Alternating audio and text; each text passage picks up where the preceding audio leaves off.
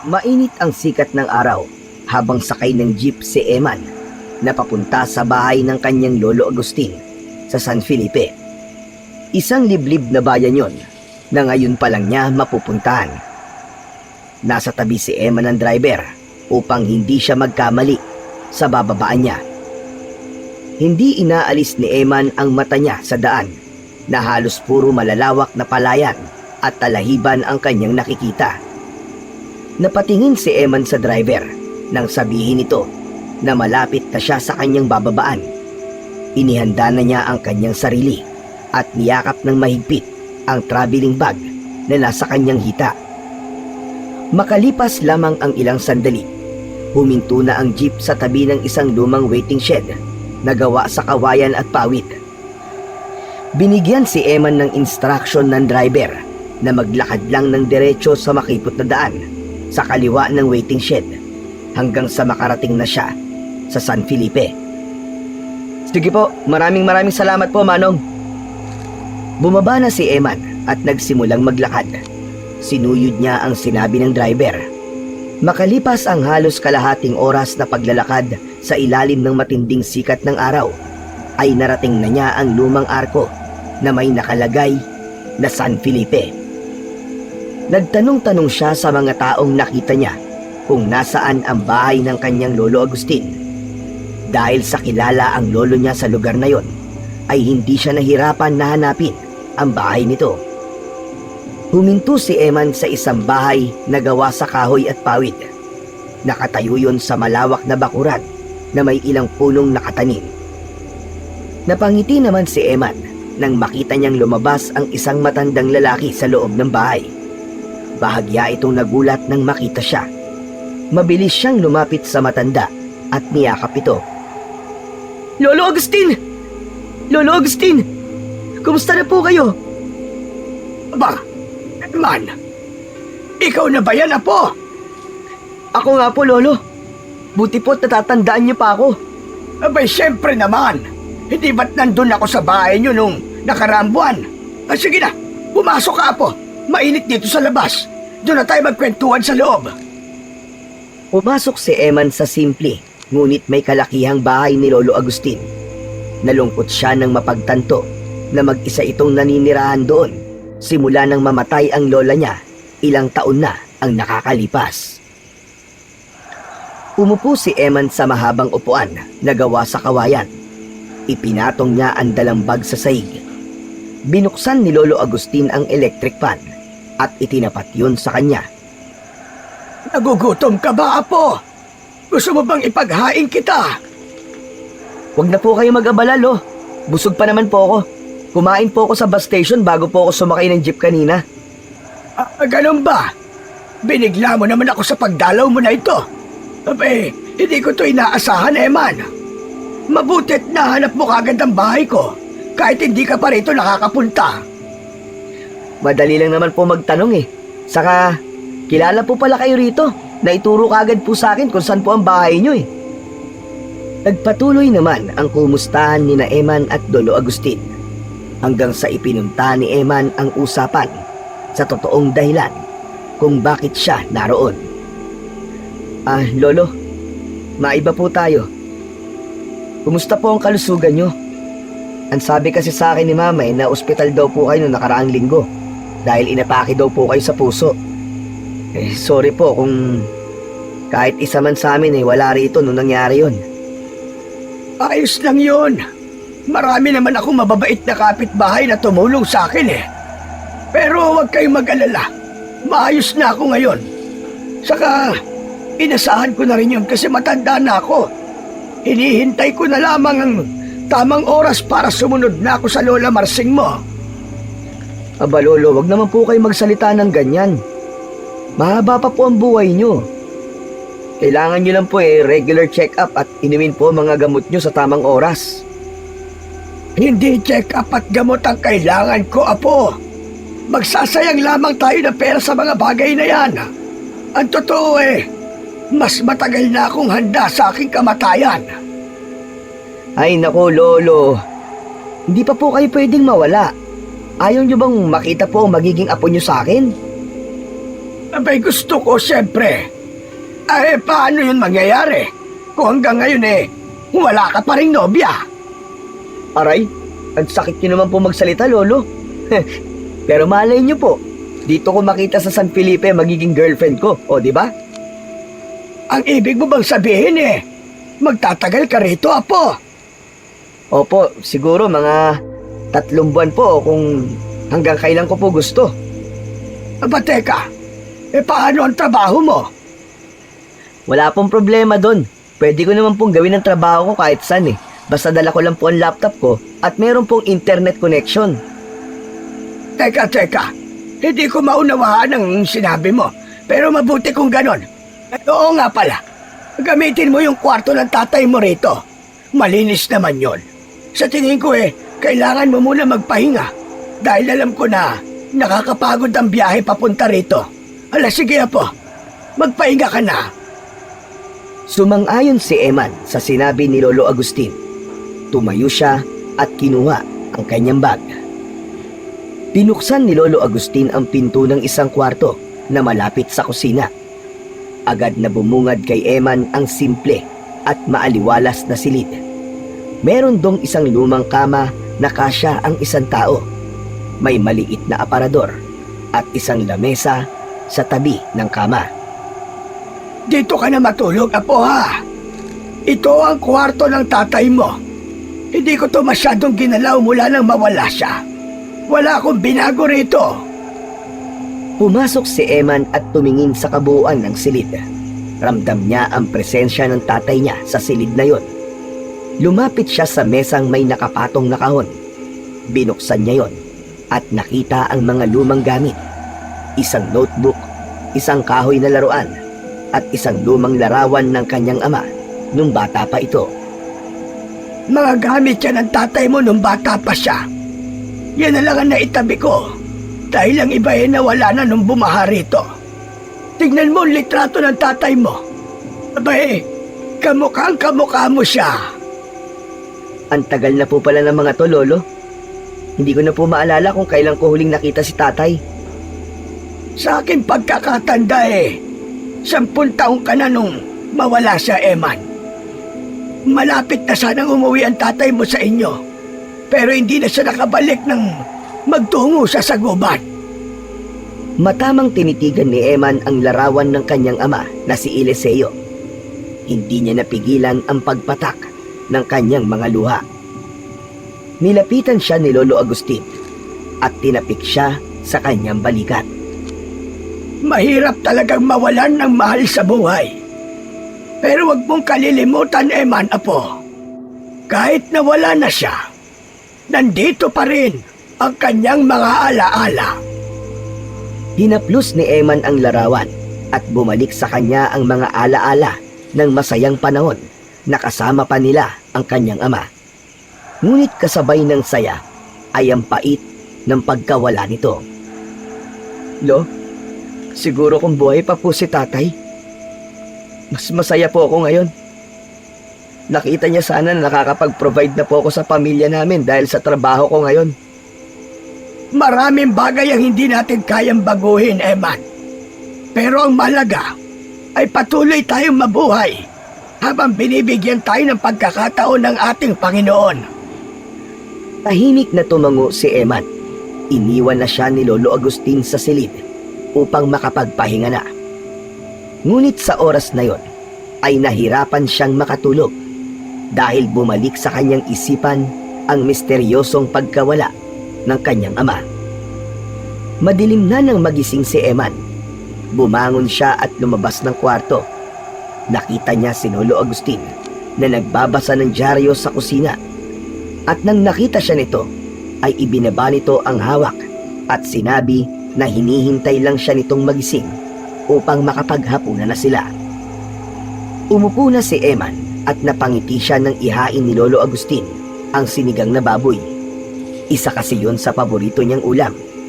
Maya-maya pa ay pinagsaluhan na nila ang nakahain sa lamesa.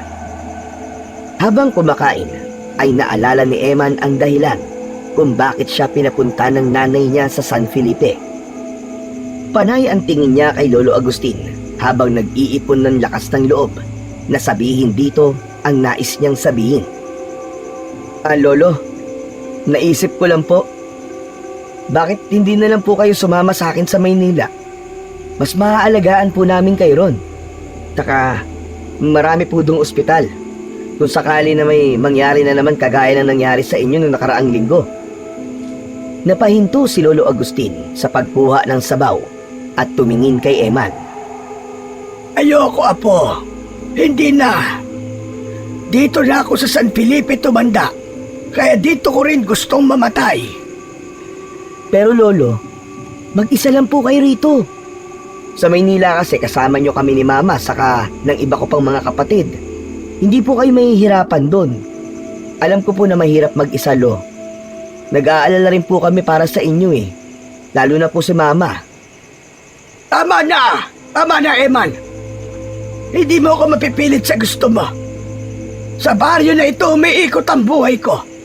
At kung ang dahilan mo ng pagpunta rito ay para kumbinsihin akong umalis, ang mabuti pa bumalik ka na lang sa Maynila. Nagulat si Eman sa biglang pagtaas ng boses ng kanyang lolo.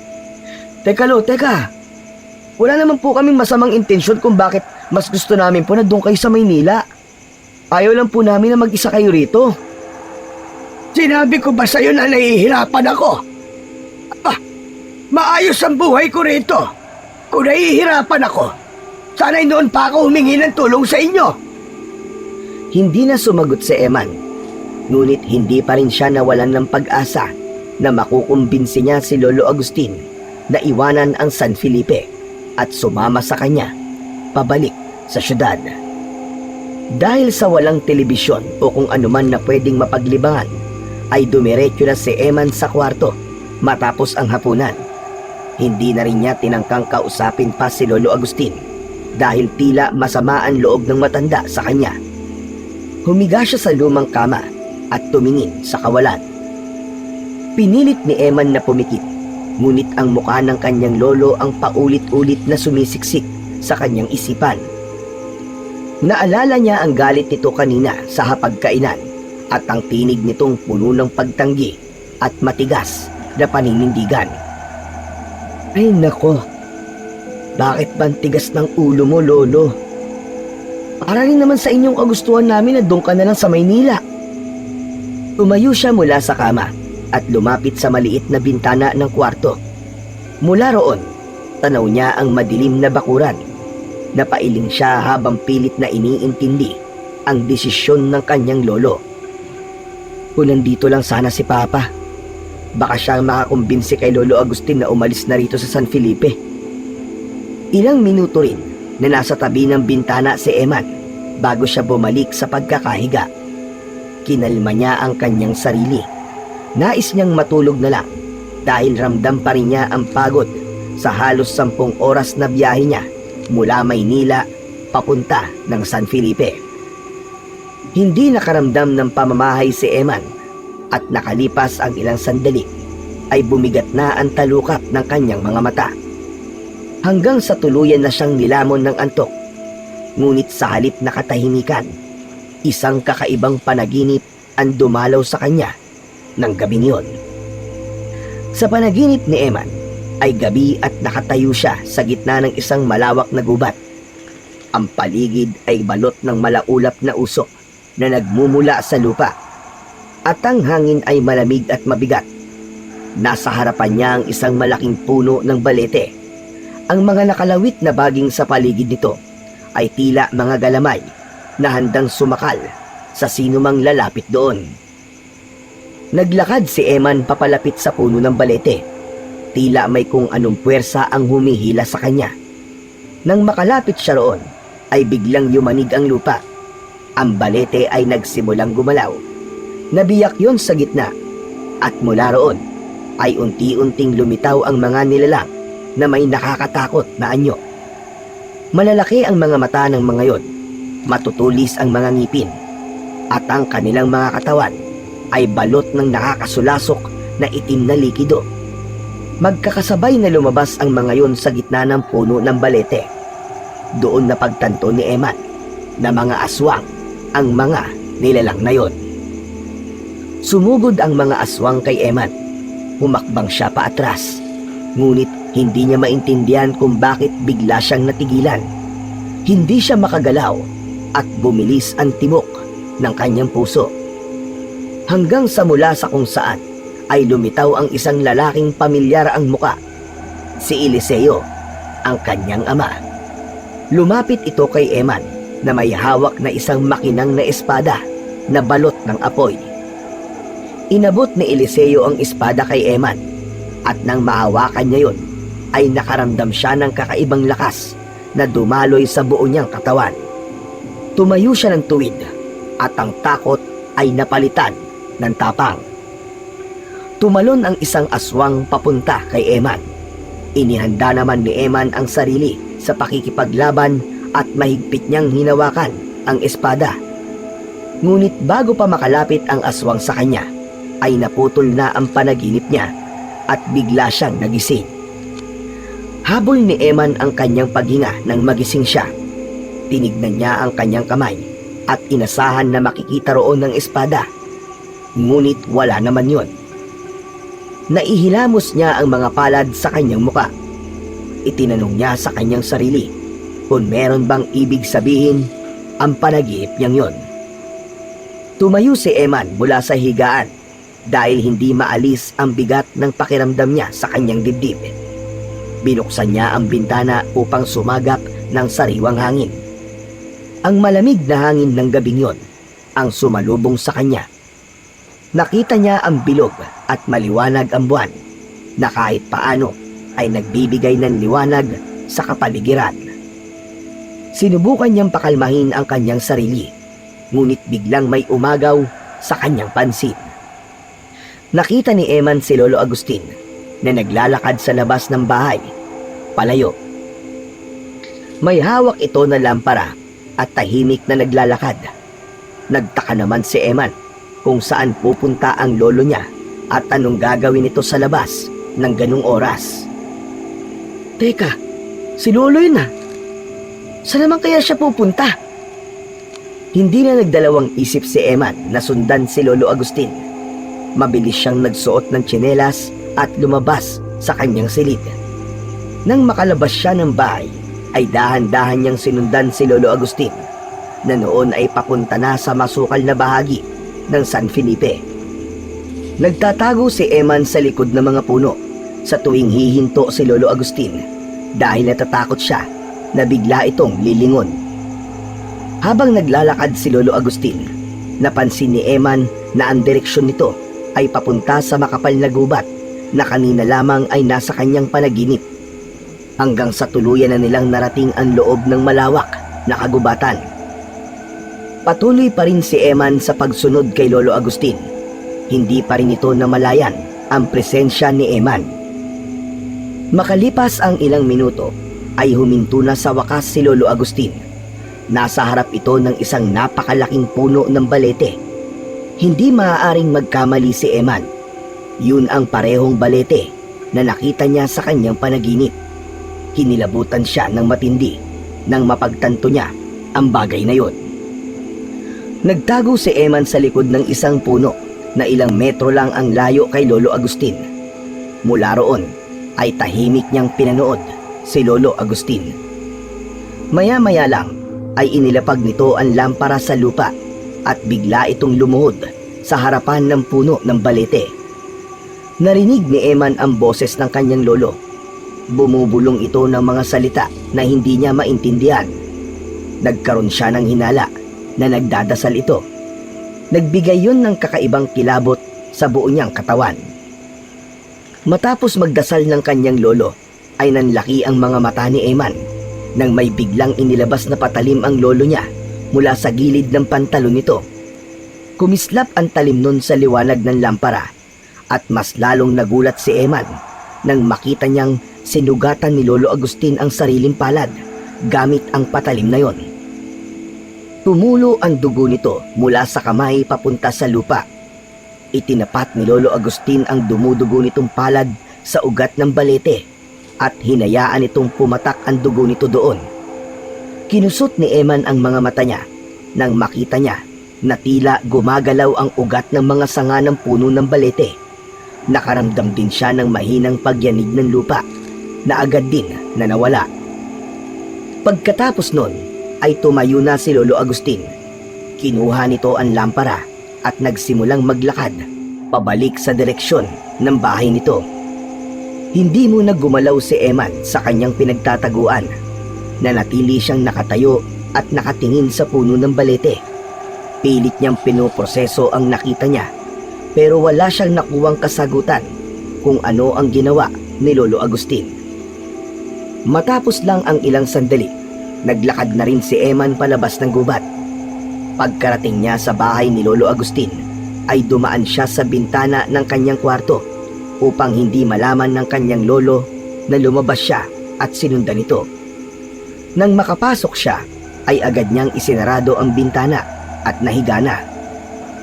Hindi maalis sa isip ni Eman ang nakita niyang ginawa ng kanyang lolo. Hindi niya alam, pero kinabahan siya dahil tila isang ritual ang ginawa nito. At kung ano at para saan ang ritual na yon, ay wala siyang kaalam-alam. Maagang bumangon si Eman kinabukasan. Halata sa mukha niya na hindi kagad siya nakatulog nung nakaraang gabi. Magdamag kasi siyang pinag-isip ng nasaksihan niya na ginawa ni Lolo Agustin sa harap ng puno ng balete. Lumabas siya ng kwarto at naamoy niya ang ginisang bawang. Nakita niya sa kusina si Lolo Agustin na abala sa pagluluto ng almusal. O apo, tamang-tama ang gising mo. Malapit nang maluto tong sinangag. Hala, sige, umupo ka na dyan. Umupo si Eman at pinanood ang kanyang Lolo Agustin. Matapos nitong magluto ay naghain na ito. Tuyo, pritong itlog at tosino ang ulam nila para sa umagang yon. Nagtimpla na rin si Eman ng kape at nagsimula na silang kumain. Habang kumakain sila, hindi mapigilan ni Eman ang pag-usbong ng katanungan sa kanyang isipan. Gusto niyang itanong ang tungkol sa ginawa ni Lolo Agustin kagabi, ngunit hindi niya alam kung paano yun itatanong sa matanda. May iniisip ka ba, Eman? Kanina ka pa nakatulala dyan ah. Wala naman po, Lolo. Kung iniisip mo, kung galit pa ako dahil sa sinabi mo kahapon, huwag kang mag-alala. Hindi ako galit sa'yo, apo. Sana lang huwag mo na akong pilitin na umalis dito sa San Felipe. Dahil kahit anong sabihin nyo, ay hindi ko iiwan ang lugar na ito. Sige po, Lolo. Hayaan niyo po at hindi ko na po kayo kakausapin tungkol po sa bagay na yon. Irerespeto ko na lang po kung ano pong gusto nyo. Lo, maiba po ako. Delikado po ba sa gubat kung saan nawala si tatay? Sandaling natigilan si Lolo Agustin sa pagsubo. Tumingin ito kay Eman. Ang pagtatanong sa gubat ay paraan ni Eman upang kahit paano ay makakuha siya ng konting impormasyon sa ginawa ni Lolo Agustin sa harap ng puno ng balete. Delikado sa gubat na yon, kaya huwag kang magtutungo roon, lalo na kung gabi, o kaya'y wala kang kasama. Sandali lang, bakit nga pala na itanong, apo? Wala naman po. Bigla po kasing pumasok sa isip ko Nagpatuloy sa pagkain si Eman. Naisip niya na hindi tugma ang sagot ni Lolo Agustin sa ginawa nito kagabi. Dahil kung delikado sa gubat na yon, ay hindi na sana ito nagtungo ron ng gabi at mag-isa pa. Nagkaroon ng pakiramdam si Eman na merong itinatago ang kanyang lolo at nais niya yung alamin sa sarili niyang paraan. Mula umaga hanggang sa muling pagsapit ng gabi ay walang ibang inisip si Eman kundi si Lolo Agustin. Nang sandaling umalis ang lolo niya, ay naghalugog siya sa bahay nito. Nagbaka sakali siya na meron siyang isang bagay na makikita na magbibigay ng sagot sa mga gumugulo sa utak niya. Ngunit bigo siya. Kaya hanggang sa nakahiga na siya, ay hindi pa rin siya makatulog. Dumagdag pa ang maalinsangan na hangin ng gabing yon, kaya mas lalong hindi makatulog si Eman. Pinagpawisan siya at hindi sapat ang malamig na simoy ng hangin na pumapasok sa nakabukas na bintana. Tumayo si Eman mula sa kama. Nagbihis siya ng maluwag na sando at shorts saka lumabas ng bahay upang magpahangin. Naisipan niyang maglakad-lakad habang tahimik ang kapaligiran. Umasa siya na baka makatulong ang sariwang hangin para gumaan ang kanyang pakiramdam. Pero ang labis na katahimikan ng gabing yun ay nagdulot ng kakaibang takot sa kanya. Sa paglalakad niya ay naramdaman niyang may sumusunod sa kanya. Lumingon siya, ngunit wala namang siyang nakita na kahit na sino. Sino nandyan? May tao ba dyan? Walang sumagot sa kanya. Bumilis ang tibok ng kanyang puso, ngunit pilit niyang kinalma ang kanyang sarili at inisip niya na guni-guni lamang ang kanyang naramdaman. Pagpapatuloy na sana si Eman sa paglalakad nang biglang mula sa likuran ng isang puno na nasa kaliwa niya ay may lumabas na isang nilalang. Ang anyo nito ay nakakatakot. Meron itong mahahabang mga kuko, malalaking mga mata at matutulis na ngipin. Umangil yun na parang galit na nagpaatras kay Eman. Sa sobrang takot, agad na tumakbo si Eman. Halos hindi niya na maramdaman ang lupa sa bilis ng kanyang pagtakbo. Sigurado siya na isang aswang ang nilalang na yon. Ngunit mabilis ang aswang at nasundan siya. Hindi pa siya nakakalayo nang biglang sumugab ito sa likuran niya. Naramdaman niya ang pagguhit ng mga kuko nito sa kaliwang braso niya. Padapang natumba si Eman sa lupa. Naramdaman niya ang bigat ng nilalang sa kanyang likuran. Ang buong akala ni Eman ay yun na ang kanyang katapusan. Ngunit isang lalaki na may dalang itak ang biglang dumating at hinarap nito ang aswang. Nakipagpambuno ang lalaki sa aswang. Bumaon sa braso ng lalaki ang kuko ng aswang, ngunit hindi ito natinag. Mabilis na gumalaw ang lalaki at tinaga nito sa balikat ang aswang. Malakas na napasigaw ang aswang. Tumakbo palayo ang aswang hanggang sa tuluyan na yung lamunin ng kadiliman. Si Eman naman ay hindi makapaniwala na ligtas siya. Inilahad ng estrangherong lalaki ang isa nitong kamay. Nang kunin yun ni Eman, ay hinila siya nito upang makatayo siya. Labis ang panginginig at panlalamig ng buong katawan ni Eman. Maraming salamat po sa pagliligtas sa akin. Akala ko po'y mamamatay na ako kanina. Baka kasing ginagawa mo ng ganitong oras dito sa labas. Tapos mag-isa ka pa. Nagpapahangin lang po ko. Hindi ko naman po akalain na meron palang aswang dito eh. Delikado ang lugar na ito ngayon. Nabuksan na ang lagusan kaya magsisimula na sila magkasik ng lagim at kamatayan. Ang mga aswang po ba ang tinutukoy nyo? Hindi sinagot ng lalaki ang tanong na yun ni Eman. Nanatili itong nakatitig sa kanya. Ano nga palang pangalan nyo? Para naman po, kilala ko po kung sino ang taong nagligtas sa akin. Ako si Amaro. Tawagin mo na lamang akong Amaro. Ako naman po si Eman. Taga rito po ako sa San Felipe. May lolo po ako dito. At tatay ko po, si Eliseo. Napansin ni Eman ang paglaki ng mata ni Amaro. Eliseo? Ang anak ni Mang Agustin? Ibig sabihin, ikaw ang anak ni Eliseo na lalaki? Opo. Ako lang po ang lalaki sa aming magkakapatid. At ako rin po ang panganay. Teka po, paano niyo po nakilala ang tatay ko at si lolo? Hindi sumagot si Amaro. Bagkus ay isinuksok nito ang itak sa kaluban na nakasabit sa bewang nito. Tumalikod ito at nagsimulang maglakad papalayo. Sandali lang po! Bakit niyo po kilala ang tatay ko? Umuwi ka na, Eman. Baka balikan ka pa ng mga aswang na yon. Hindi na sinundan ni Eman si Amaro. Dahil sa huli nitong sinabi, ay natakot siyang muli at naglakad na siya pabalik sa bahay ni Lolo Agustin. Habang naglalakad siya, ay hindi mawala ang pagtataka niya kung paano nakilala ni Amaro ang kanyang ama. Pagpasok ni Eman sa bahay ni Lolo Agustin, ay sakto na lumabas si Lolo Agustin sa kwarto nito. Napakunot ang noo ng matanda nang makita ang dugo ang braso ni Eman. Ano nangyari sa'yo? Bakit may dugo ka sa braso, Eman? Naglakad si Eman papasok at isinarado niya ang pinto. Umupo siya sa mahabang upuan bago niya sinagot ang tanong ng kanyang lolo. Kasi po, Lolo, naisipan ko po magpahangin sa labas. Tapos po, may bigla pong umatake sa akin. Sandali, kukuha lang ako ng panlinis at panggamot sa sugat na yan.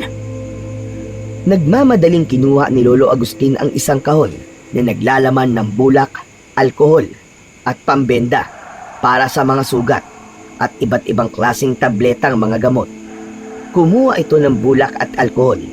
Pinaliguan ito ng alkohol ang sugat ni Eman. Napangiwi naman si Eman nang dahil sa hapdi. Aray! Aray! Ang hapdi! Aray! Aray, Lo, dahan-dahan lang po. Tiisin mo kaysa ma-impeksyon ang sugat mo. Pero tama ba ang pagkakarinig ko sa sinabi mo kanina? Merong umatake sa'yo. Sino ang umatake sa'yo, Apo? Aswang po, Lolo. Bigla na lang po siyang lumabas sa isang puno habang naglalakad po ako. Nakatakbo po ako eh. Pero masyado po siyang mabilis. Pero Lo, mabuti na lang.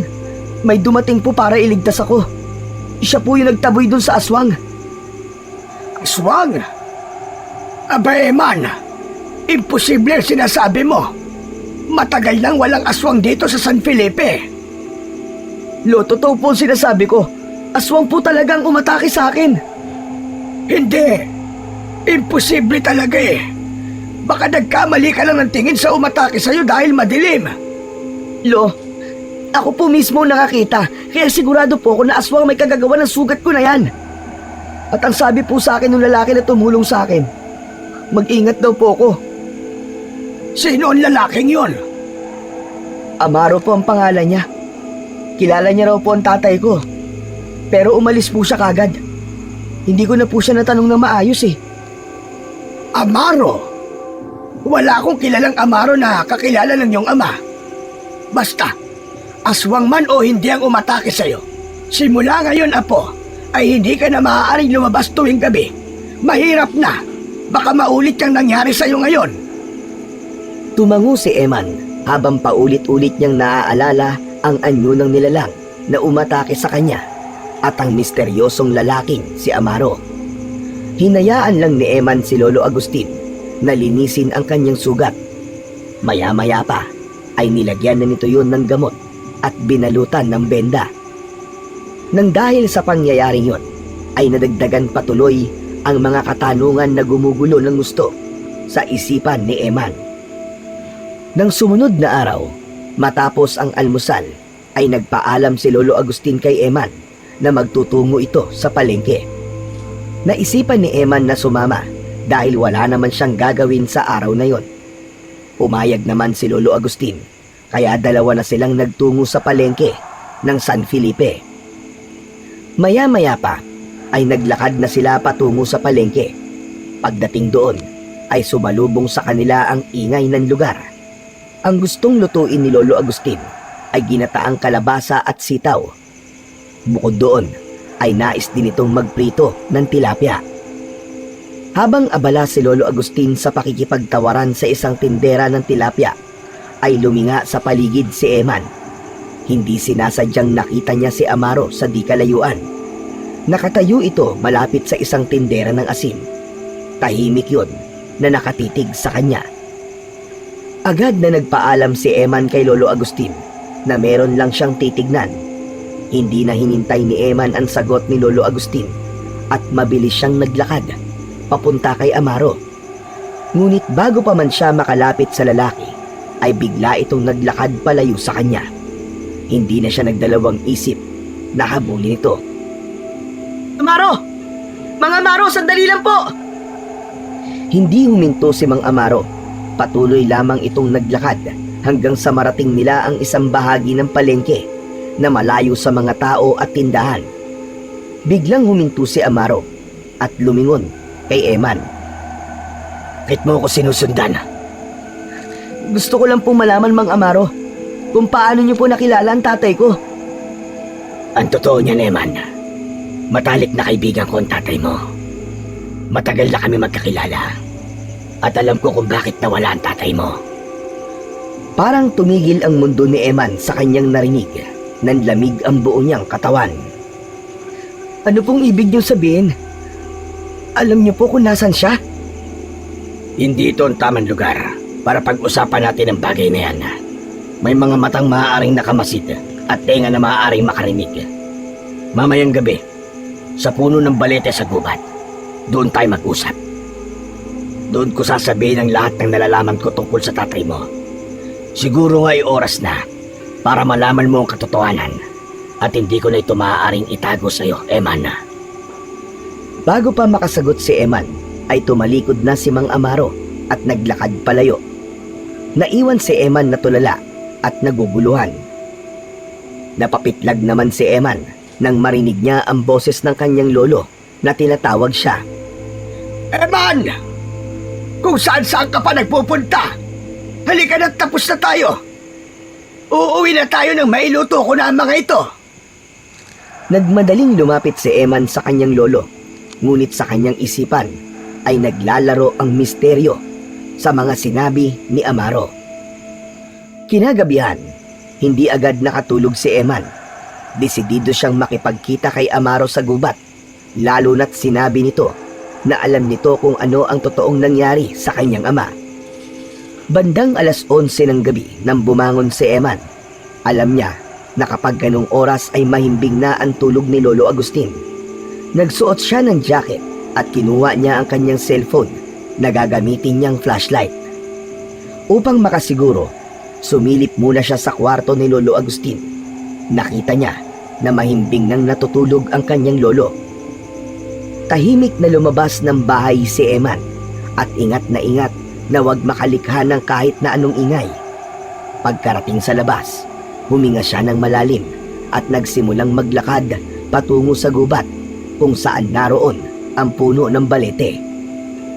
Malayo pa lang ay ramdam na ni Eman ang kakaibang presensya ng puno ng balete. Mabuti na lang at nagdala siya ng cellphone dahil kung hindi ay hindi niya makikita ang dinadaanan niya dahil sa sobrang dilim ng paligid. Pagdating niya sa puno ng balete ay nakita niya si Mang Amaro na nakatayo malapit sa puno.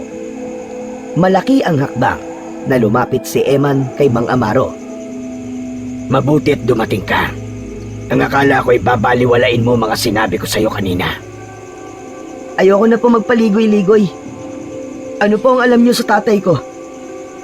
Huminga ng malalim si Mang Amaro bago nagsimulang magpaliwanag. Ang tatay mo na si Eliseo ay hindi pangkaraniwang tao. Siya ang tagapagtanggol noon ng San Felipe laban sa mga aswang. Ano po?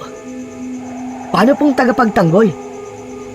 Noon pa man, marami ng aswang sa San Felipe dahil may isang lagusan na nag-uugay sa mundo nila at sa mundo natin. Ang lagusan yon ay ang puno ng balete na ito. Ginamit ng tatay mo lahat ng kanyang lakas upang isara ang lagusan yon. Ibinuwis niya ang buhay niya upang tuluyang mapigilan ang mga aswang na makapasok sa ating mundo. Biglang sumikip ang dibdib ni Eman. Hindi niya inaasahan ang revelasyong yun tungkol sa kanyang ama. Pero kahit paano ay may naalis na tinik sa dibdib niya sapagkat alam niya na wala na talaga ang kanyang ama. Hindi gaya nun na umaasa pa siya na babalik pa ito.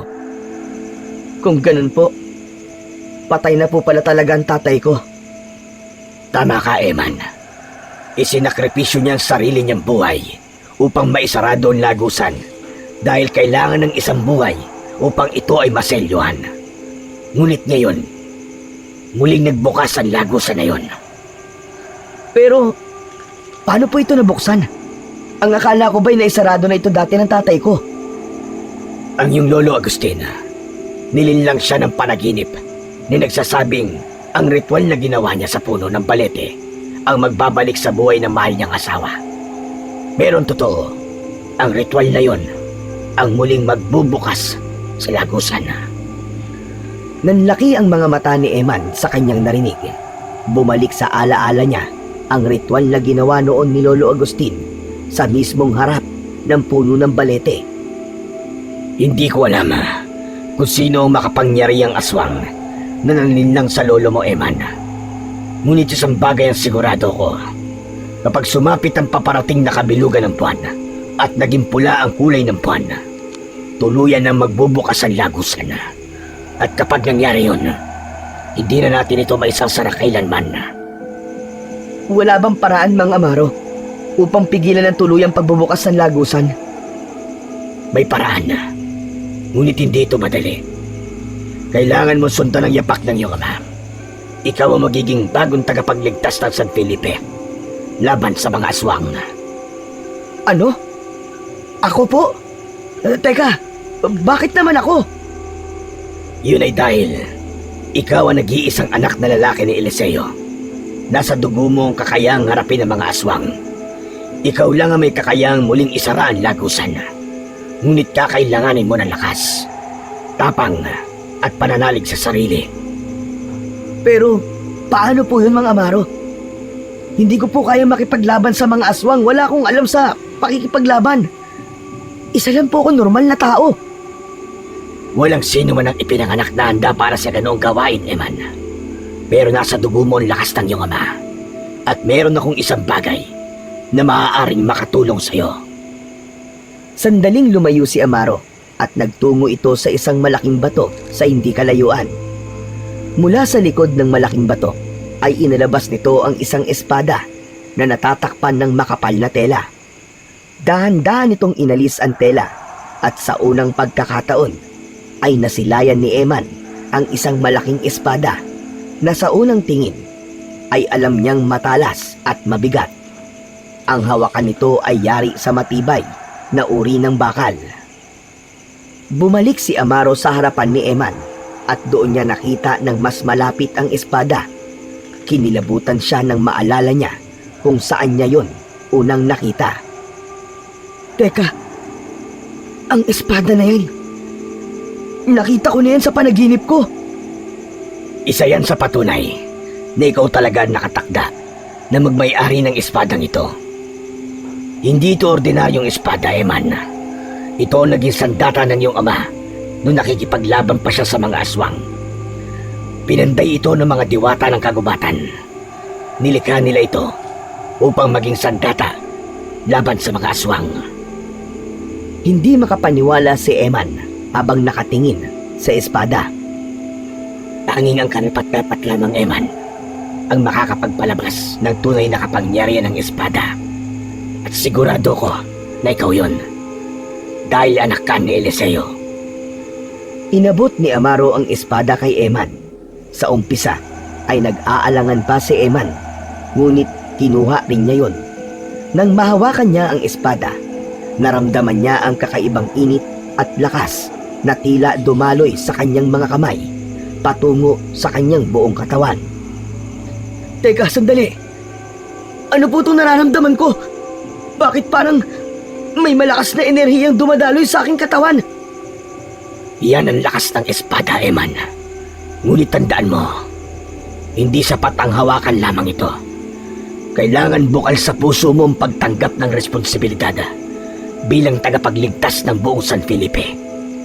Kung hindi mo matatanggap ang tungkuling yon, mananatili lamang itong isang ordinaryong espada. Tinitigan ni Eman sa espada at nakita niya ang refleksyon niya sa talim nito. Ngunit ang bigat ng mga salitang sinabi ni Amaro ay tila isang malaking pasanin para sa kanya. Mang Amaro, hindi ko po alam kung kaya ko. Hindi po ako katulad ng tatay ko. Natatakot po ako. Siguro po, sa iba niyo na lang po ibigay ang espadang to, Mang Amaro. Humakbang palapit si Amaro at inilagay ang kamay sa balikat ni Eman. Tapang ay hindi kawalan ng takot, Eman. Ang tunay na tapang ay ang pagkilos kahit natatakot ka. Ang iyong ama ay minsan ding nag-alinlangan, ngunit pinili niyang ipaglaban ang San Felipe. Pero nasa iyo ang desisyon kung tatanggapin mo ang espada o hindi. Isang mahabang katahimikan ang namagitan sa kanilang dalawa. Mahigpit na hinawakan ni Eman ng espada habang pilit na hinahanap sa kanyang sarili ang kasagutan. Napatitig si Eman sa malayo habang mataman na nag-iisip. Sa gitna ng katahimikan ay biglang nagbago ang ihip ng hangin. May naramdaman silang kakaibang lamig. Nang mapatingin si Eman sa balete, ay napansin niya na tila gumagalaw ang mga sanganod. Eman, mag-iingat ka. May paparating. Mula sa likod ng puno ng balete ay dalawang aswang ang dahan-dahan na lumabas. Humakbang si Amaro paunahan at inilabas nito ang isang itak na nasa tagiliran nito.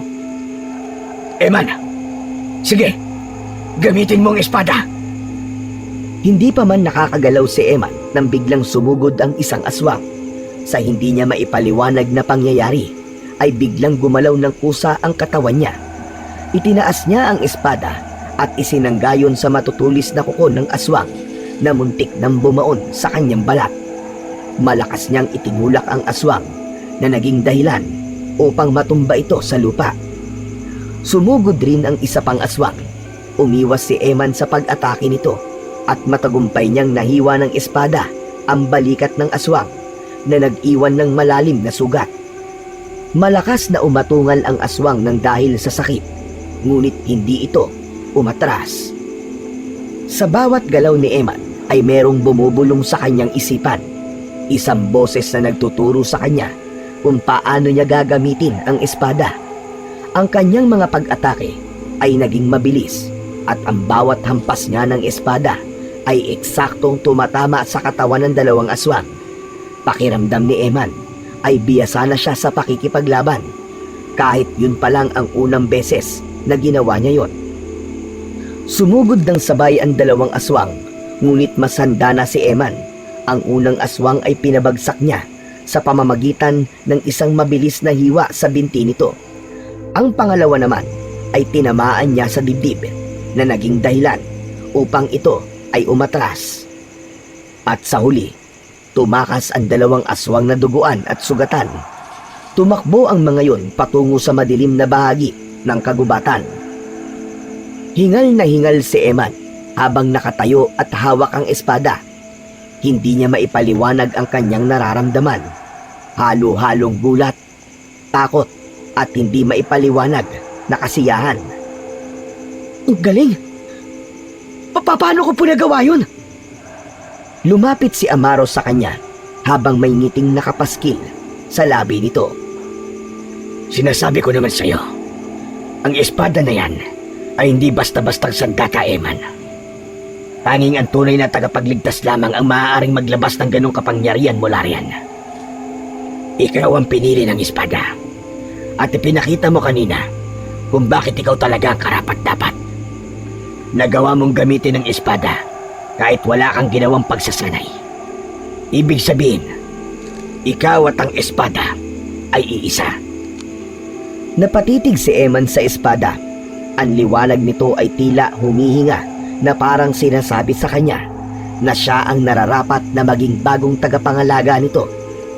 Isang mainit na hangin ang tila yumakap sa kanya. Pamilyar sa kanya ang yakap na yon. Hinding-hindi niya yun maaaring makalimutan dahil ganoon ang pakiramdam niya sa tuwing niyayakap siya ng tatay niya nung bata pa siya. Napapikit si Eman upang pigilan ang luhang magbabadyang kumawala sa kanyang mga mata. Habang nakapikit, ay nakita niya sa kanyang isipan ang imahe ni Eliseo. Nakangiti yun sa kanya at sinabi nito na siya ang pag-asa ng San Felipe.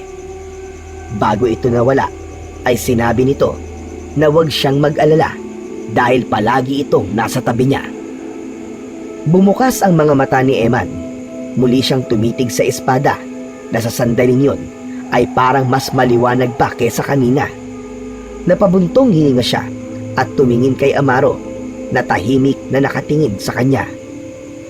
Tinatanggap ko na po, Mang Amaro.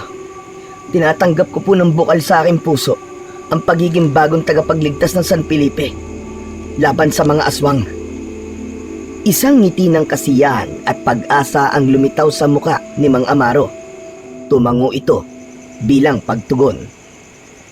Magandang desisyon, Eman. Ngunit ang laban ay hindi pa natatapos. May tamang oras at araw para isarado muli ang lagusan. Sa susunod na kabilugan ng buwan, magiging pula ang buwan na yon. At yun ang tamang pagkakataon upang isarado ang lagusan sa puno ng balete. Ano ang kailangan po nating gawin sa oras na yun? Kailangan nating magsagawa ng isang ritual sa ilalim ng pulang buwan. Ngunit, Eman, upang maisarado ang lagusan, may kailangan magbuwis ng buhay. Nagulat si Eman sa kanyang narinig. Ano po? Bakit kailangan pang gawin yun? Dahil yun ang ginawa ng iyong ama nung unang maselyuhan ang lagusan. Isinakripisyo niya sarili niyang buhay. Nang dahil sa kanya, naging tahimik ang buong San Felipe sa loob ng maraming taon. Kaya ngayon, ikaw nang nararapat na gumawa ng ginawa niya noon. Nahulog si Eman sa isang malalim na pag-iisip kung kaya rin ba niyang ibuwis ang sarili niyang buhay gaya ng ginawa ng tatay niya dati. Maya-maya pa ay umalis na si Amaro. Hindi na rin nagtagal doon si Eman at naglakad na rin siya ng mabagal palayo sa puno ng balete. Alam niyang ang buhay niya ay ang maaaring maging kabayaran upang iligtas ang lahat. Ngunit hindi siya sigurado kung handa ba siyang gawin yon. Tahimik na pumasok si Eman sa bahay ni Lolo Agustin. Marahan siyang naglakad papunta sa kanyang kwarto. Sinigurado niyang hindi magigising si Lolo Agustin na mahimbing na natutulog sa kabilang kwarto. Pagpasok niya sa kanyang silid, binuksan niya ang ilaw at hinubad ang balot ng espada. Yumuko siya at maingat na isiniksik ang espada sa ilalim ng kanyang kama. Umupo si Eman sa gilid ng kama at tumitig siya sa sahig habang ang kanyang isipan ay puno na magulong tanong. Pagkatapos nun ay humiga na siya, ngunit hindi na naman siya makatulog. Ang kisame ay parang isang blankong papel na naging salamin ng kanyang alalahanin. Bumaling si Eman sa dingding at ang bigat ng kanyang iniisip ay lalong dumoble nang maisip niya ang kanyang Lolo Agustin. Si Lolo, ginawa niyang ritual dahil gusto niyang mabuhay muli si Lola. Paano ko sasabihin sa kanya na hindi yun totoo? Naninilang lang siya ng makapangyarihang aswang upang buksan ang lagusan ng mga aswang sa puno ng balete. Napapikit si Eman, tila naramdaman niya ang mararamdaman ni Lolo Agustin sa sandaling malaman nito na hindi na mabubuhay ang namatay nitong asawa dahil sa ritual na ginagawa nito sa puno ng balete. Alam niya na kapag sinabi niya yun dito ay guguho ang pag-asa nito na muli nitong makakasama ang lola ni Eman. Bumuntong hininga si Eman at ipinikit ang kanyang mga mata. Ngunit kahit na anong pilit niyang makatulog, ang bigat ng kanyang bagong tungkulin ay hindi mawala-wala sa kanyang isipan. Ilang gabi ang lumipas na naghintay si Eman ng tamang pagkakataon na magagamit niya ang espada. Ngunit sa ilang gabing lumipas ay walang pag-atake ng aswang sa San Felipe. Hanggang isang gabi, mahimbing na natutulog si Eman, ngunit bigla siyang napabalikwas. Napalinga siya dahil parang may tumatawag sa kanya. Isang malalim na boses na parang nasa loob ng kanyang ulo. Makalipas lamang ang ilang sandali, ay bumaba siya sa kama. Naramdaman ng talampakan niya ang malamig na sahig. Yumuko siya upang silipin ang ilalim ng kama.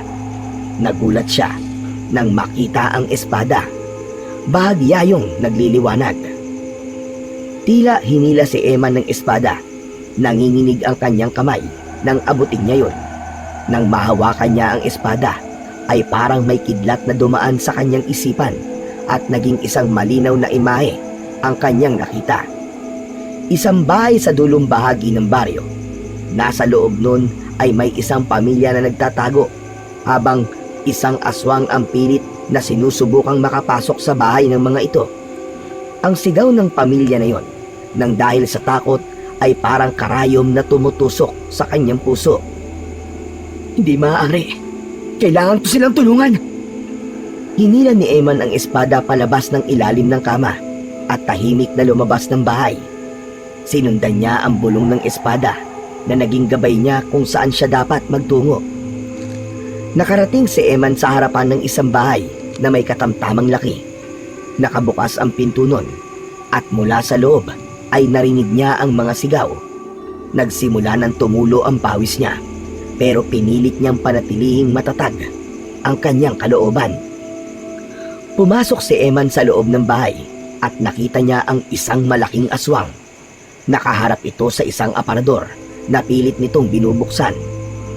Ang sigawan ay nagmumula sa loob ng aparador, kaya napagtanto niya na may mga taong nagtatago roon. Kung harapin mo at hindi mga walang kalaban-laban! Nagulat ang aswang at agad na bumaling kay Eman. Tumawa ito nang nakakatakot. Sumugod ang aswang kay Eman at agad niyang naramdaman ang pagdaloy ng kapangyarihan ng espada sa buo niyang katawan. Parang may sariling isip ang espada dahil kusa nitong ginagabayan ang kanyang mga paggalaw. Napaatras si Eman sa unang atake ng aswang, ngunit mabilis niyang naibalik ang kanyang balanse. Mabilis at malakas ang atake ng aswang na yon. Hinagis nito ang lamesa sa gilid at muntik nang matamaan nun si Eman. Mabilis siyang sumugod at tinaga ito sa balikat. Malakas na umangil ang aswang. Hindi pa rin natapos ang pag-atake ni Eman. Itinarak niya ang espada sa dibdib ng aswang. Nang hugutin ni Eman ang espada sa katawan ng aswang, ay lumabas mula sa sugat nito ang maitim na usok. Nagbaga ang sugat nito at mabilis na kumalat ang baga na yon sa katawan nito hanggang sa tuluyang nagliyab ang aswang. Nagwala ang aswang at bago pa tuluyang kumalat ang apoy sa katawan nito, ay hinila niya na ang aswang at itinapon sa labas ng bahay. Mas lalong lumaki ang apoy na kumain sa aswang hanggang sa tuluyan na yung bumagsak sa lupa at naging abo. Nang masiguro ni Eman na patay na ang aswang, ay binuksan niya na ang aparador. Mula roon ay lumabas ang dalawang batang babae. Sa nakasaradong silid naman ay lumabas ang nanay at tatay ng mga bata. Mangiyak-ngiyak na nagpasalamat kay Eman ang nanay. Walang anuman po. Masaya po ko. Naligtas kayong pamilya. Tumalikod na si Eman at nang nasa labas na siya ay naramdaman niya ang panginginig ng kanyang katawan. Hindi dahil sa takot, kundi dahil sa kakaibang lakas na dumadaloy sa kanya. Kakaibang kasiyahan din ang bumalot sa kanya ng mga oras na yon dahil sa nagawa niyang kabutihan. Sa pagkakataon na yon ay naintindihan na niya kung bakit pinili ng kanyang ama ang maging tagapagligtas ng San Felipe. Tahimik na naglakad pa uwi si Eman, dala ang espada. Hindi pa rin siya makapaniwala na nagawa niyang talunin ng aswang sa kabila ng kawalan niya ng karanasan sa pakikipaglaban. Habang papalapit sa bahay ni Lolo Agustin, ay nakasalubong niya si Amaro. Huminto si Eman sa kanyang paglalakad. Mahusay, Eman. Nakita ko ang ginawa mo at pinahanga mo ko sa iyong kabayanihan. Maraming salamat po sa espada, Mang Amaro. Hindi ko po yun magagawa kung hindi ko po ito hawak. Pero kailangan mo maging masanda, Eman. Malapit na ang pulang buwan. At habang papalapit ito, mas lalong lumalaki ang lagusan sa puno ng balete. Mas maraming aswang ang sasalakay, mas malalakas, at mas mababagsik. Hindi lang isang pamilya nasa panganib, kundi ang buong San Felipe. Handa ako, Mang Amaro. Kahit ilan pa po sila, kahit gaano pa po sila karami, ay ipagtatanggol ko po ang San Felipe. Mabuti kung ganon, Eman. Ngunit hindi lang lakas ang kailangan sa labanang ito. Ang puso mo magiging susi upang magtagumpay ka. Ang espada ay makapangyarihan, ngunit ang kapangyarihang yon ay mula sa kabutihan at dalisay na layunin. Huwag mo yung kalilimutan. Tumingala si Eman sa langit at nakita niya ang kalahating buwan. Alam niya na nalalapit ng maging buo yun. Ibig sabihin ay nalalapit na rin ang laban na maaaring maging huling laban niya. Nagpaalam na si Mang Amaro sa kanya at nagpatuloy na si Eman sa paglalakad pauwi sa bahay ni Lolo Agustin. Nang sumunod na araw ay maagang nagising si Eman. Paglabas niya ng kwarto ay inasahan niya na nagluluto na ng pagkain si Lolo Agustin. Ngunit hindi niya nakita ang kanyang lolo. Wala pa ring pagkain ang nakahain sa lamesa. Napakunot naman ang noo ni Eman nang may marinig siyang nagbubuhos ng tubig sa likod ng bahay. Agad siyang nagtungo roon at nakita niya si Lolo Agustin na naglalaba. Nang lapitan niya ang kanyang lolo ay mas lalo siyang nagtaka dahil puro damit na pambabae ang nilalaban nito. "Lolo, kanino po mga damit ang mga yan?" Saglit na tumigil si Lolo Agustin sa pagkusot ng isang bestida at tumingala ito kay Eman na may ngiti sa labi nito. Nalalapit na ang araw, Apo. Malapit nang bumalik ang lola mo. Ang gusto ko, kapag nagkita ulit kami, maayos ang lahat. Malinis ang bahay at handa ang mga damit niya. Hinilabutan si Eman. Ramdam niya ang matinding pananabik ng kanyang lolo sa paniniwala nito na muling mabubuhay ang asawa nito. "Pero lolo, patay na po si lola, di ba? Paano po siyang babalik dito?" May mga bagay dito sa mundo na mahirap paniwalaan. Pero totoo. At isa na riyan ang muling pagkabuhay ng iyong lola. "Lolo, sigurado po ba kayo na babalik si lola?" Sigurado ako. Magugulat ka na lang isang araw ay kasama na natin siya muli rito sa ating bahay. May lungkot sa mga mata na tiningnan ni Eman ang kanyang lolo. Hanggang sa sandaling yun ay hindi pa rin niya alam kung paano sasabihin dito na ang ritual na ginagawa nito ay hindi para buhayin ng asawa, kundi upang buksan ang lagusan ng mga aswang na unti-unti nang naghahasik ng lagim sa buong San Felipe. Huminga ng malalim si Eman at pilit nang ngumiti.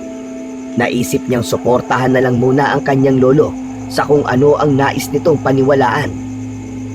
"Sige po, lolo. Tutulungan ko na lang po kayo sa paglalaban ng mga damit ni lola." Ala sige, salamat naman. Medyo hindi na rin kasi ako makapagkusot na maayos dahil mahina na akong pumiga. Ang gusto ko kasi talaga malinis sa mga damit ng lola mo sa pagbabalik niya. Humila ng isang bangko si Eman at sinimulan na niya ang pagtulong kay Lolo Agustin sa paglalaba. Nagdesisyon si Eman na paghandaan ng gusto ang nalalapit na pagsapit ng pulang buwan. Alam niya na hindi magiging madali para sa kanya ang gabing yon, kaya hindi siya pwedeng maging kampante kahit pahawak niya ang isang makapangyarihang espada. Tuwing umaga, pagkatapos ng almusal, ay nagpapaalam siya kay Lolo Agustin na mamamasyal lang. Pero ang totoo nun ay nagtutungo siya sa gubat, dala ang espada upang magsanay sa pakikipaglaban. Ginawa niya yon kahit mag-isa lang siya at walang gabay ng kahit na sino. Gumawa si Eman ng sarili niyang galaw at uri ng pag-atake na alam niyang magagamit niya sa pakikipaglaban sa mga aswang. Tahimik ang gabing yun sa San Felipe. Ngunit ang katahimikan na yon ay nasira nang makarinig si Eman ng mga alulong at sigawan ng mga tao mula sa labas.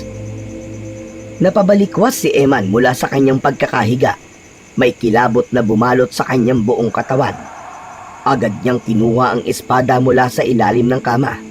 Sa kanyang paglabas ng kwarto ay nakita niya si Lolo Agustin na halatang nagising rin mula sa ingay.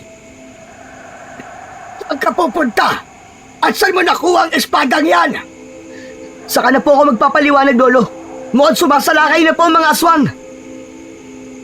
Sinubukan pang pigilan ni Lolo Agustin si Eman, ngunit mabilis siyang lumabas upang saklolohan ang mga nangangailangan ng gabi na yon. Sa paglabas ni Eman, isang nakakagimbal na tanawin ang sumalubong sa kanya. Maraming aswang ang nasa San Felipe. Inaatake ng mga yon ang mga tao at may ilan na pumapasok sa mga bahay. Hindi alam ni Eman kung ano ang una niyang gagawin. Sandali siyang nag-isip at pinakiramdaman niya kung ano ang nais ng espada. Sa isang bahay, nakita ni Eman ang isang aswang na nagtatangkang buksan ng bintana gamit ang matutulis nitong mga kuko. Sumisigaw ang mga tao sa loob ng bahay at ang sigaw na yon ang naging hudyat kay Eman upang kumilos na. Tumakbo siya ng mabilis papunta sa aswang at hinampas niya ang espada sa braso ng aswang. Napasigaw ang aswang nang maputol ang mga braso nito. Isang saksak sa dibdib ang tuluyang tumapos sa buhay ng aswang na yon. Dalawang aswang pa ang sumugod. Isa ang dumaan sa bubong at tumalon pababa, habang ang isa naman ay gumapang ng mabilis sa lupa. Unang inatake ni Eman ang nasa lupa at tinaga niya ito sa balikat. Ang isa naman ay sinubukan siyang sunggaban pero mabilis siyang nakaiwas at sinaksak niya ito sa leeg.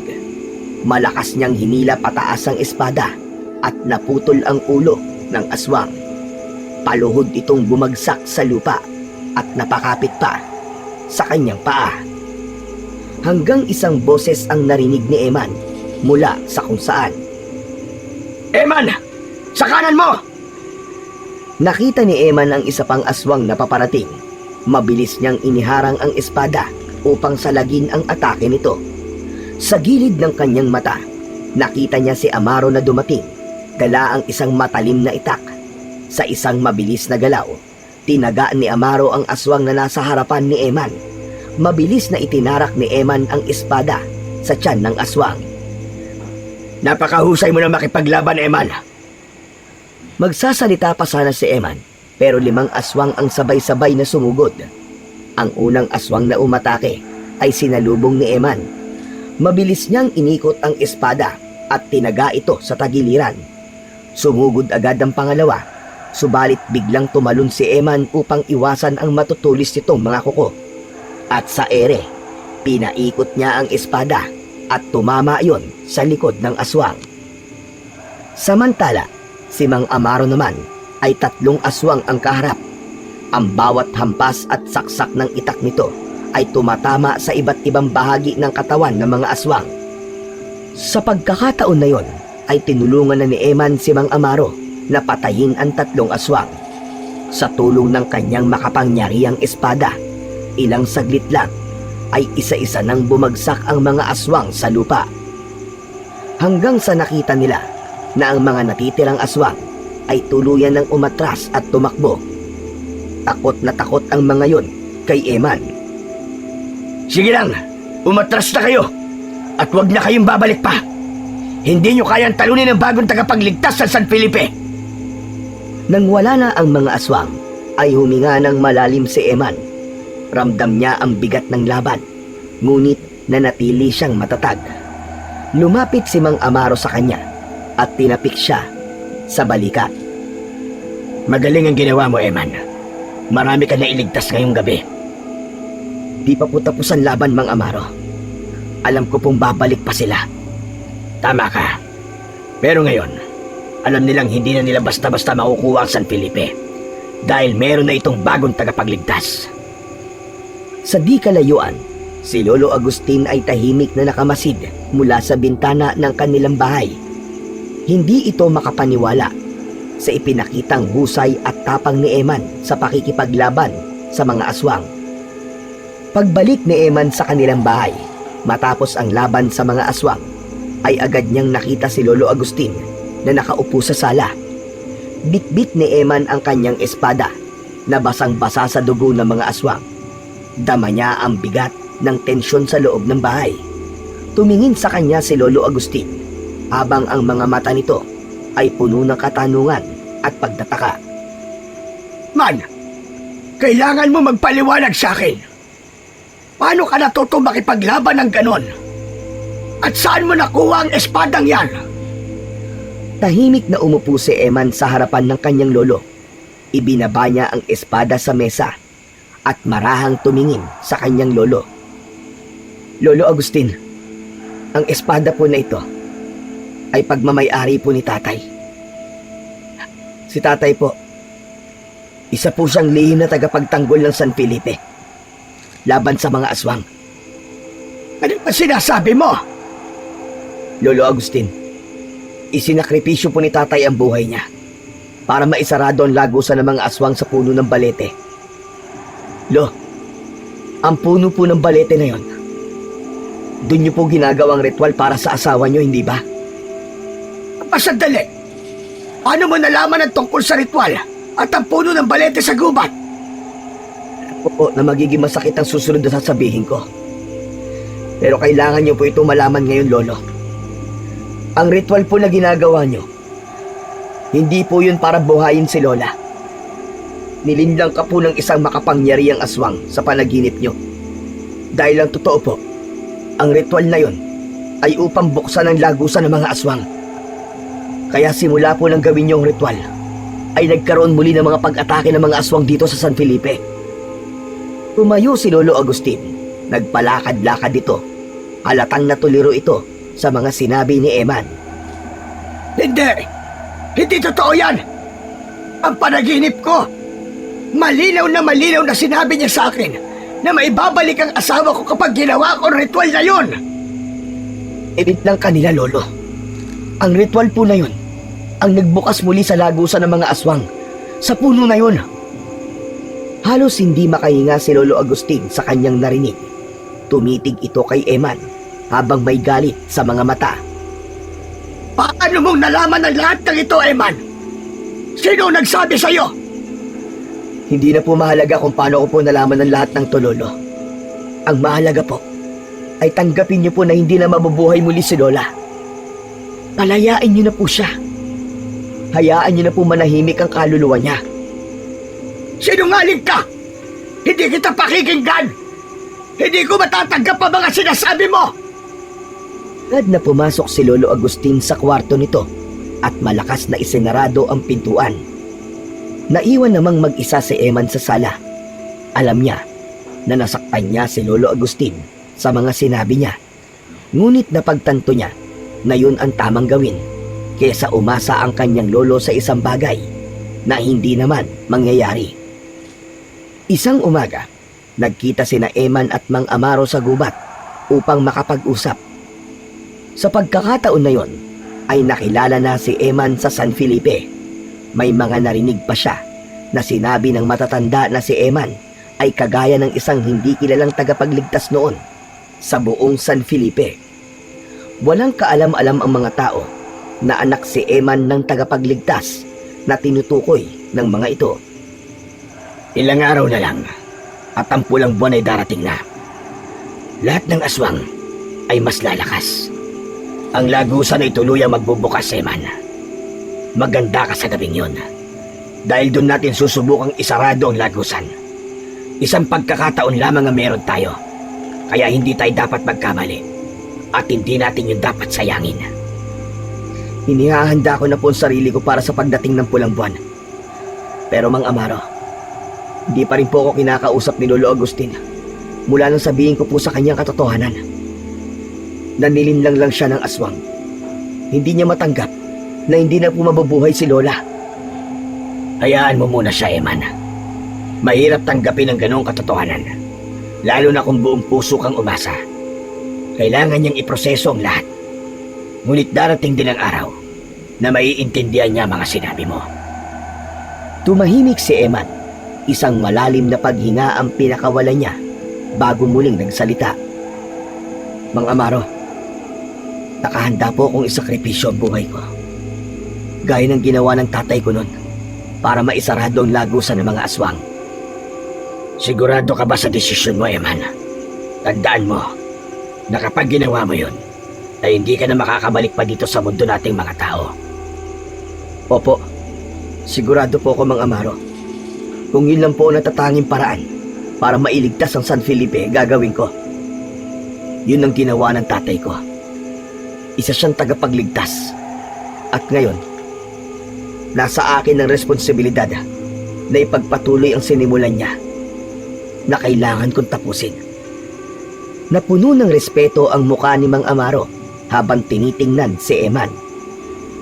Hindi lahat ng tao ay kayang gawin ang desisyon na ginagawa mo ngayon. Pinahanga mo ko, Eman. Talagang ang anak ka ni Eliseo. May isa lang akong hihilingin sa'yo. Kapag wala na ako, ikaw na ang bahala kay Lolo Agustin. Siguraduhin niyo pong ligtas siya at aalagaan mo siya. Pinapangako ko sa'yo, Eman. Ako na ang bahala kay Lolo Agustin. Maraming salamat po, Mang Amaro. Hindi mo kailangan magpasalamat sa akin, Eman. Ang ginagawa mo ay para sa lahat. Isa kang tunay na bayani, gaya ng iyong ama. Napatingala si Eman sa kalangitan at sinalubong ang kanyang mga mata ng matinding sikat ng araw. Mas lalo niyang naramdaman ang bigat ng kanyang misyon. Ngunit sa kabila nun, ay alam niyang yun ang tamang gawin para sa kaligtasan ng mas nakararami. Hanggang sa sumapit na ang gabing hinihintay ni Eman.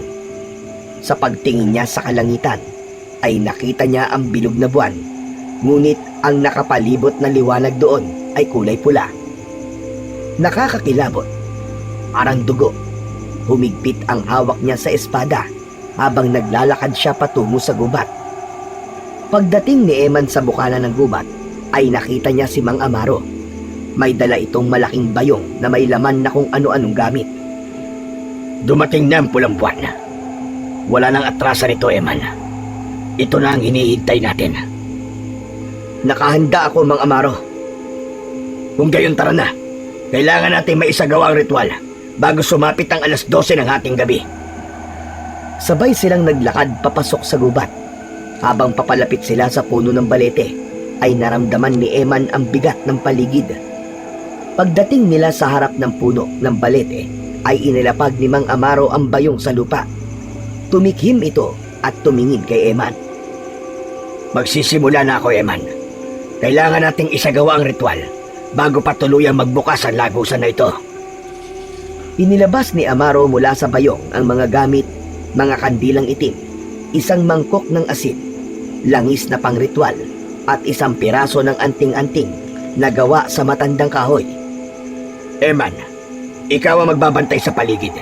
Sigurado kung pipigilan tayo ng mga aswang. Kapag dumating sila, protektahan mo ako habang ginagawa ko ang ritual. Hindi pwede magambala ang ritual na aking gagawin. Ako po ang bahala sa kanila. Hindi ko hahayaan na masira nilang ritual. Sinimulan na ni Amaro ang paghahanda. Pinwesto nito ang mga kandila sa paligid ng puno ng balete at sinindihan ang mga yon. Habang inaayos ni Mang Amaro ang mga gamit, tumingin si Eman sa paligid. Bigla niyang narinig ang kaluskos mula sa likuran ng mga puno. Sinimulan na ni Mang Amaro ang ritual. Tumayo ito sa harap ng puno ng balete at iniangat ang anting-anting sa hangin. Binasa nito ang mga sinaunang salitang nakasulat sa luma at sirang papel na hawak nito. Samantala, nakabantay naman si Eman kay Mang Amaro. Alerto siya at panay ang linga sa paligid. Maya-maya pa ay biglang kinilabutan si Eman. Isang malamig na hangin ang gumapang sa kanyang likod at ang balahibo sa kanyang braso ay tumindig.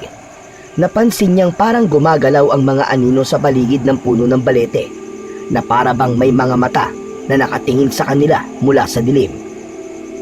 Isang malakas na kaluskos mula sa kaliwa ang bumasag sa katahimikan. Lumitaw ang unang aswang mula sa likod ng makapal na puno. Malaki ang katawan nun at matulis ang mga kuko. Sumunod ang 2 pa, tapos 3, hanggang sa naging isang buong kumpol ng aswang ang nagpakita.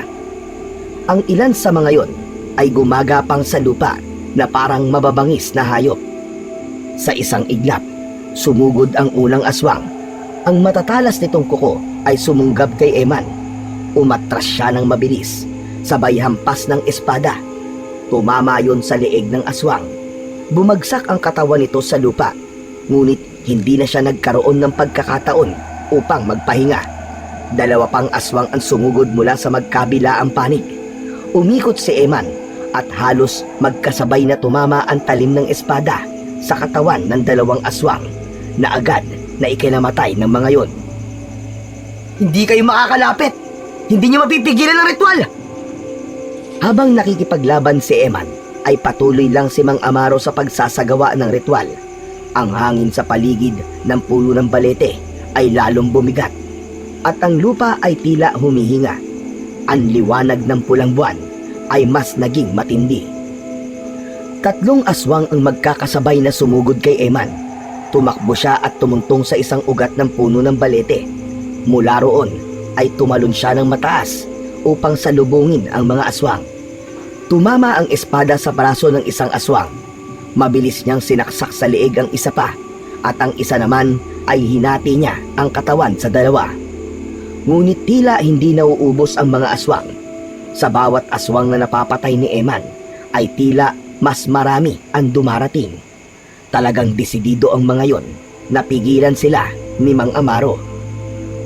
Hanggang sa dumating ang mas malalaking aswang, mas mabangis at mas mabilis. Ang isa sa kanila ay halos masunggaban si Eman, ngunit nagawa niyang ilaga nito at ibaon ng espada sa likod nito. Sa gitna ng kaguluhan, habang walang tigil ang pag-atake ng mga aswang, biglang yumanig ang lupa sa harap mismo ng puno ng balete. Isang malalim na hukay ang bumukas at mula roon ay umalingaw-ngaw ang nakakatakot na sigaw na parang meron doong libo-libong kaluluwa na humihingi ng saklolo. Eman, kailangan mong tumalon sa hukay upang tapusin ang ritual! Saglit na napahinto si Eman sa gitna ng laban. Tinitigan niya ang hukay. Naghanda na si Eman para tumakbo papunta sa hukay. Ngunit bigla niyang narinig ang isang pamilyar na boses mula sa kanyang likuran. Itigil mo yan! Itigil mo yan, Eman! Lumingon si Eman at nakita niya si Lolo Agustin. Nilapitan nito si Eman at mahigpit siyang hinawakan sa balikat. Lolo! Ano po ginagawa niyo rito? Delikado po rito! Eman! Ako ang dapat magsakripisyo at hindi ikaw! Pero Lolo, ako po ang tagapagligtas.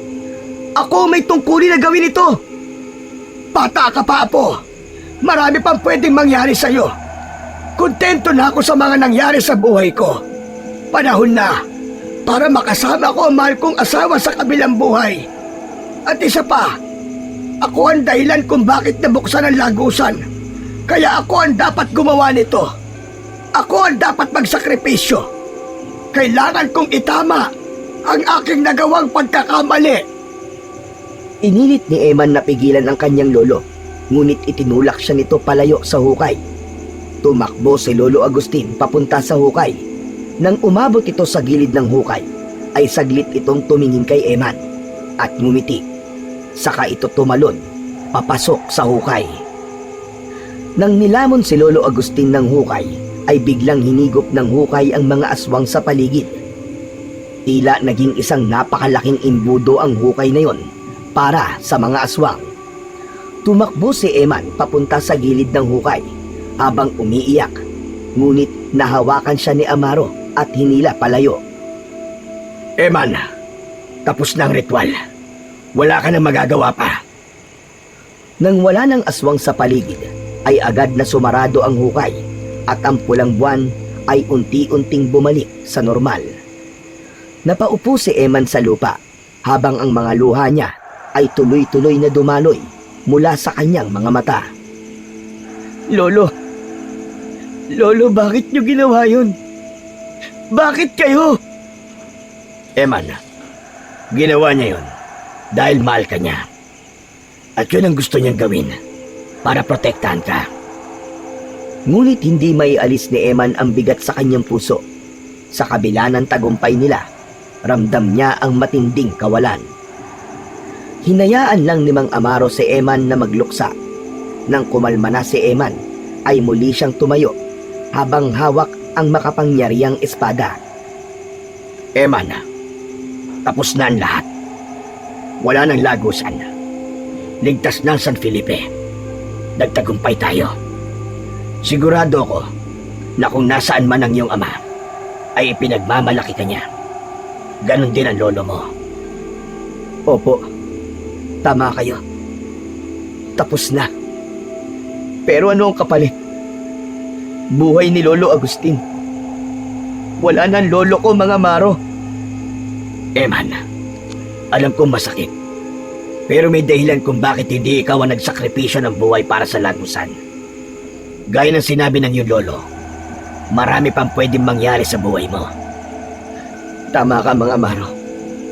Kaya hindi ko sasayangin ang pagbubuwis ng buhay ni Lolo Agustin. Sa ngayon, sa iyo ko muna iiwan ang espada ng aking tatay. Pero bakit, Eman? Ikaw ang may karapatang mag-ingat ng espada na ito. Babalik ako sa Maynila, Mang Amaro. Kailangan ko munang ayusin ang buhay ko ron. Pero pinapangako ko po sa inyo, babalik ako dito. At sa pagbabalik ko, haharapin ko ang mas malakas na aswang na naninlang kay Lolo Agustin. Siya ang tunay na kalaban, kaya alam ko na hindi pa tapos ang laban. Siya ang nagsimula ng lahat ng ito, kung bakit binuksan ni Lolo ang lagusan. Kung gano'n, Eman, hihintayin ko ang iyong pagbabalik sa San Felipe. At kapag nagbalik ka na, asahan mo na nandito pa rin ako.